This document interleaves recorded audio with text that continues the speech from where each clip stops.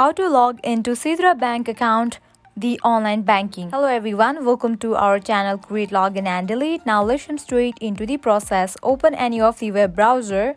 At the top you can see that search bar. Type in there Sidra Bank login. Now tap on this option Sidra Bank, open it. You will land to this kind of page. Now from here you have to select this option of sign in with KYC port. Now from here you can easily type in your credentials of Sidra Bank and log into it. Firstly type in your email address and then type in password. In the case you have forgot the password, you can click on this option of forget password and recover your password. Now tap on login option and you will be logged into Sidra online banking account. This is how you can easily log into Sidra Bank account. This was it. If you find this video helpful, make sure to like, share and subscribe to our channel. Thank you.